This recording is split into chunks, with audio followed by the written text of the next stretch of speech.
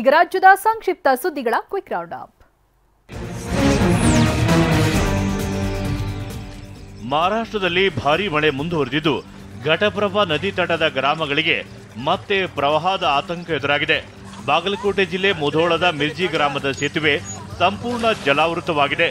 ಮುಧೋಳ ತಾಲೂಕಿನ 12 ಕಿರು ಸೇತುವೆಗಳು ಮುಳುಗಡೆಯಾಗಿವೆ. ಘಟಪ್ರಭಾ ನದಿ ಪ್ರವಾಹದಿಂದ ಅಪಾರ ಪ್ರಮಾಣದ ಬೆಳೆ ನಾಶವಾಗಿದೆ.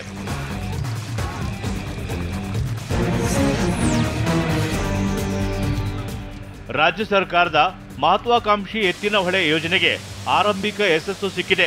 ಹಾಸನ ಜಿಲ್ಲೆ ಸಕಲೇಶಪುರದ ಕಪ್ಪಳ್ಳಿ ಬಳಿ ಜಲಸಂಪನ್ಮೂಲ ಸಚಿವ ಡಿಕೆ ಶಿವಕುಮಾರ್ ಮೊದಲ ಹಂತದ ಪ್ರಾಯೋಗಿಕ ನೀರು ಹರಿವಿಗೆ ಚಾಲನೆ ನೀಡಿದ್ದಾರೆ.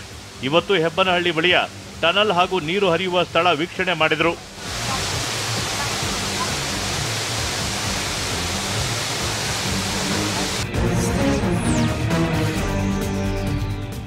ದಾವಣಗೆರೆಯ ಗಿಡದಹಳ್ಳಿ ಗ್ರಾಮಕ್ಕೆ ಬಸ್ ಹಾಗೂ ಮೂಲ ಸೌಕರ್ಯ ಕಲ್ಪಿಸುವಂತೆ ವಿದ್ಯಾರ್ಥಿಗಳು ಆಗ್ರಹಿಸಿದ್ದಾರೆ. 4 ಕಿಲೋಮೀಟರ್ ನಡೆದು ನರಗನಹಳ್ಳಿಗೆ ಹೈಸ್ಕೂಲ್ಗೆ ಹೋಗಬೇಕು. ದಾರಿಯಲ್ಲಿ ಪುಂಡಪೋಖ್ರಿಗಳ ಕಾಟ ಇದೆ. ಮನೆಯಲ್ಲಿ ಹೇಳಿದ್ರೆ ಶಾಲೆ ಬಿಡಿಸಿ ಮದುವೆ ಮಾಡಿ ಕಳಿಸ್ತಾರೆ ಅಂತ ವಿದ್ಯಾರ್ಥಿನಿ ಅಳಲು ತೋಡ್ಕೊಂಡಿದ್ದಾಳೆ. ಸುಮಾರು ಮಕ್ಕಳು ಶಾಲೆ ಬಿಟ್ಟಿದ್ದಾರೆ ಸರ್. ಮತ್ತೆ ಚಿಕ್ಕ ವಯಸ್ಸಿಗೆಲ್ಲ ತುಂಬ ಮದುವೆ ಮಾಡಿಸಿದ್ದಾರೆ ಸರ್. ಸ್ಕೂಲಿಗೆ ಹೋಗೋದು ಬೇಡ, ಯಾತರದ್ದು ಬೇಡ, ಸುಮ್ಮನೆಗಿರ್ರಿ ಅಂತಿದ್ದಾರೆ ಸರ್.